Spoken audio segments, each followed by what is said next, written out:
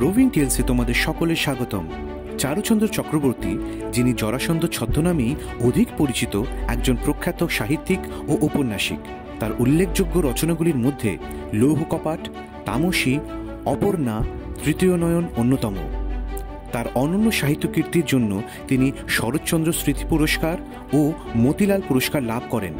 তার বহু রচনা দেশে বিদেশে অন্তত 6টি ভাষায় অনুদিত হয়েছে। আজকের গল্প নিজাম কাদির বিল। প্রধান চরিত্রে গল্পের কথক, কথকের মা ও সেজদাদা, নটবর, হারান মণ্ডল ও হারান মণ্ডলের স্ত্রী। শুরু হচ্ছে আজকের গল্প নিজাম কাদির বিল।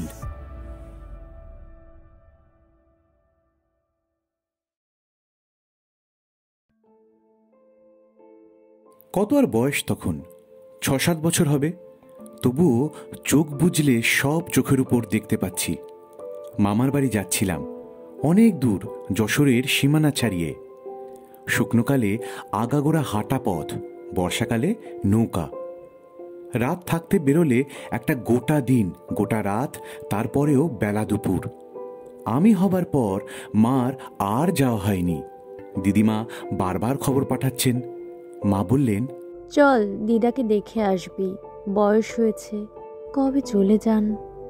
আমি তো ভীষণ খুশি। পুজোর ঠিক পরে খাল, বিল, নদী, নালা, ধানক্ষেত সব জলে ভর্তি। আকাশ পরিষ্কার। বেরোবার পক্ষে সবচেয়ে ভালো সময়। ঘরের নৌকো, মাঝি নটবর সারা বছরের লোক। অন্য সময় ক্ষেত খামারে কাজ করে, বর্ষা দিনে নৌকা চালায়। সঙ্গে রইলেন সেজদা, কলকাতার কলেজে পড়েন, লম্বা ছুটিতে বাড়িতে এসছেন। নটবর মানুষটা একটু নড়বড়ে, হুঁকো নিয়ে বসলে আর উঠতে চায় না। তার উপর বয়স হয়েছে, চোখেও কম দেখে।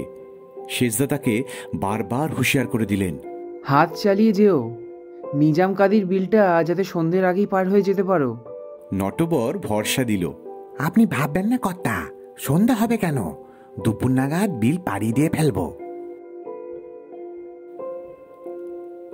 নিজাম কাদির বিলের কথা আমি মায়ের মুখে আগেই শুনেছি। ওখানে নাকি কি সব ভয় আছে।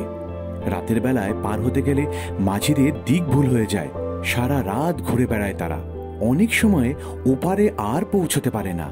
শোনা যায় এমনি করে কত লোক মারা গেছে। কি যে হয় তাদের কেউ বলতে পারে না। তবে সাহস করে কোনো নৌকাই সন্ধ্যার পর বিলের পথ ধরে না।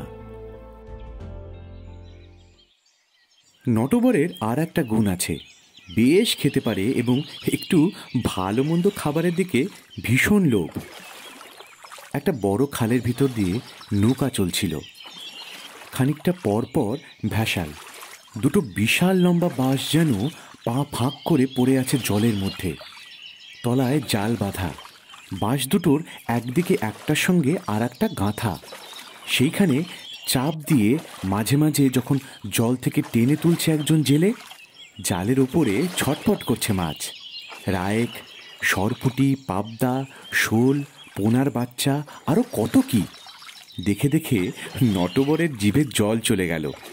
রান্নার সরঞ্জাম সঙ্গেই আছে। দুপুরের দিকে কোথাও নৌকা বেঁধে তোলা উনুনে দুটো খিচুড়ি ফুটিয়ে নেবেন, এই ছিল মার প্ল্যান। নটবর বলল, কিরকম বড় বড় রায়ক মাছ দেখেছেন মা ঠাকরেন? মা বুঝলেন তার মনের কথা, হেসে বললেন, মাছ ফুটবার বটি যে আনিনি। তাতে কি হয়েছে, দা রয়েছে তো, আমি কুটে দেব, আপনি ভাববেন না। 1 আনার 1 হালি, মানে 4টে মোটা রায়েক। মা রাঁধেনও চমৎকার।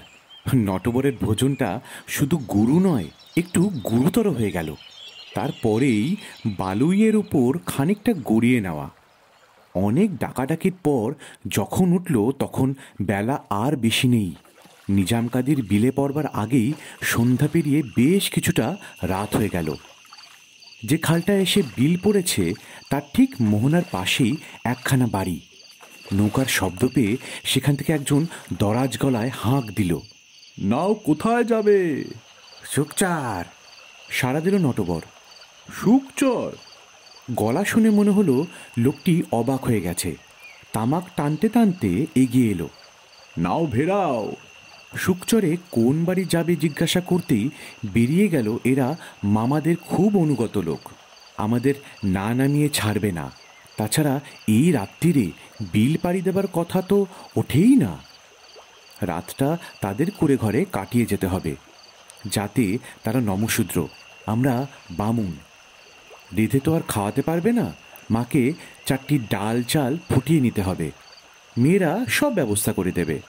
কর্তাগিন্নি হাত জোর করে ঘাটে এসে দাঁড়ালো, না বললে তারা শুনবেই না। মা মুশকিলে পড়লেন। কুঁড়ে ঘরে কথাটি তারা বাড়িয়ে বলেনি। ছোট্ট একখানা পাটকাঠির বেড়া দেওয়া খড়ের দোচালা, সামনে খোলা বারান্দা, আর ওদিকে একচালা গোয়াল, তার মধ্যে 3-4টে গরু, সামনে এক চিলতে উঠোন। এর মধ্যে কোথায় উঠব আমরা? তবু মাকে নামতে হলো। বারান্দায় একটা খেজুরের চাটাই বিছিয়ে দিল তাকে। হঠাৎ শুনতে পেলেন ঘরের মধ্যে ফিসফিস করে বলছে বউটি, চাল যা আছে কুলোবে না, তাড়াতাড়ি কোনো বাড়ি থেকে চারটিখানি ধার করে আনো। লোকটি যখন একটা ধামা নিয়ে বেরিয়ে এলো, মা বললেন, শোনো, অবেলায় খেয়ে আমাদের কারো খিদে নেই, তাছাড়া এত রাত্রিরে রান্না করা অনেক হ্যাঙ্গাম, আমাদের সঙ্গে চিড়ে মুড়ি খইটই আছে, তাতেই হয়ে যাবে। অনেক বলা কওয়ার পর তাতেই রাজি হলো হারান মণ্ডল। কিন্তু শুধু চিড়িমুড়ি খাওয়া যায় নাকি? গোয়ালে দুধেল গাই ছিল, 2বার কথা সকালে, কিন্তু মণ্ডলের বউ তখনই খানিকটা দুয়ে আনলো। উঠোনের কোণে উনুনে মাকে সেটা ফুটিয়ে নিতে হলো। কোন বাড়ি থেকে একছড়া মর্তমান কলাও জোগাড় করে ফেলল হারান। ফলারটা আমাদের বেশ ভালোই জমল। কিন্তু তারপর শেষদা বললেন, ওখানে থাকা অসম্ভব, ভীষণ মশা আর পচা গন্ধ। বর্ষার জল নেমে গেছে, চারিদিকের জঙ্গল পচতে শুরু করেছে, ঘণ্টাখানে কি টেকা যাচ্ছে না, তার উপরে সারা রাত। তাছাড়া শোয়া যাবে কোথায়? ওদের ঘরদোরের তো ওই অবস্থা, 3টে ছেলেপেলে নিয়ে ওদেরই কুলোয় না। কিন্তু ওদিকে যে আবার নিজাম কাদির বিল। শেষদা কলকাতায় পড়া ছেলে, ওসব একেবারে হেসে উড়িয়ে দিলেন। বললেন, ভয়টা কিসের? এমন চমৎকার চাঁদনি রাত, মেঘ নেই, বৃষ্টি নেই, ঠান্ডা বিল। রাত পোয়াবার আগেই আমরা পৌঁছে যাব। হারান আর তার বউ বলতে লাগলো কাজটা ঠিক হবে না। কদিন আগেই নাকি একখানা বিদেশি নৌকা না জেনে ঢুকে পড়েছে বিলের মধ্যে। অনেক রাত্রে তাদের চিৎকার শুনতে পেয়েছে ওরা। পথ হারিয়ে জানতে চাইছিল কোন দিকে যাবে। শেষদা বললেন, চেনে না বলেই জানতে চাইছিল, আমরা ঠিক চিনে যাব। মার খুব ইচ্ছে ছিল, কিন্তু ছেলের জিদ দেখে চুপ করে গেলেন। নটবর সেজকর্তাকে জমের মতো ভয় করে। মনে মনে যতই আপত্তি থাক, বাইরে মুখ খুলল না। আমার বুকের ভেতরটা দুরু দুরু করতে লাগলো। ওদিকে আবার কৌতূহল কম নয়, দেখা যাক কিসের ভয়। ছইয়ের ভেতরে মা আর আমি শুয়ে পড়লাম। বাইরে পাটাতনের উপর শতরঞ্চি বিছিয়ে শেষদাও একটু গড়িয়ে নেবার ব্যবস্থা করল। গভীর বিল, লগি চলবে না। পেছনের গলুইতে বৈঠা হাতে নটবর। যত দূর দেখা যায় জল আর জল, চাঁদের আলো তার উপর ছড়িয়ে পড়েছে। ঢেউগুলো মৃদুতালে ঘা দিচ্ছে নৌকার তলায়। সেই ধকধক শব্দে আপনি চোখ জড়িয়ে আসে। কত রাত জানি না, হঠাৎ ঘুম ভেঙে গেল শেষদার হাঁক ডাকে। ঘুমিয়ে ঘুমিয়ে নৌকা চালাচ্ছ? নটবর মিনমিন করে বলল, আগে না কথা, একটু ঝিমুনি এসেছিল। ঝিমুনি এসেছিল? চোখে জল দিয়ে নাও। নটবর চোখে জল দিয়ে জোরে জোরে বৈঠা চালালো। শেষদা একবার এদিক ওদিক ভালো করে দেখে নিয়ে চেঁচিয়ে উঠলেন, এ কি করছো? নটবর আকাশ থেকে পড়ল। কেন, কি হলো? নৌকা ঘুরে যায়নি তো? কি যে বলেন কর্তা? কথাটা হেসে উড়িয়ে দিল নটবর। ঘুরে আবার গেল কখন? আমি তো সোজা সামনের দিকে চলছি। তা তো চলেছ বুঝলাম, কিন্তু আমরা যখন বেরোই চাঁদটা ছিল বাঁ দিকে, এতক্ষণে ডান দিকে চলে যাবার কথা। বাঁ দিকে রইল কি করে? তা আমি কেমন করে বলবো চাঁদ কোথায় যাবে না যাবে? আমি কি জানি? আকাশ একটু পরেই ফর্সা হয়ে গেল। ভোরের আলো ফুটে উঠল পূর্ব দিকটায়।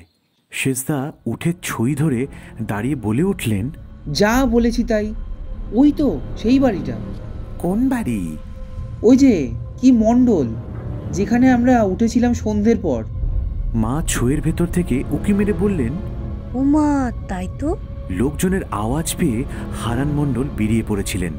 নৌকা চিনতে পেরে ছুটে এলো ঘাটের ধারে। শেষদার দিকে চেয়ে বলল, খুব বেঁচে গেছেন কর্তা, ব্রাহ্মণ বলে তেনারা কোনো ক্ষতি করতে পারেনি, তা না হলে। বাকিটা মনে করেই তার গায়ে কাঁটা দিয়ে উঠল। চোখ বুজে দুহাত কপালে ঠেকালো।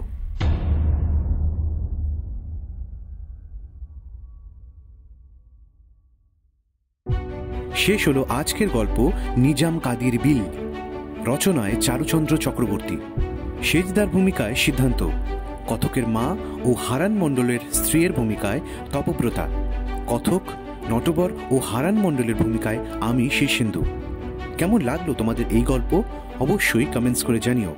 ভালো লাগলে চ্যানেলটি শেয়ার ও সাবস্ক্রাইব করো। শেষে আমার অন্তরের কৃতজ্ঞতা অরিজিৎ, দীপায়ন আর প্রীতমকে আমার পাশে থাকবার জন্য। খুব শিগগিরই আবার একটা গল্প নিয়ে হাজির হব তোমাদের কাছে। ভালো থেকো সকলে।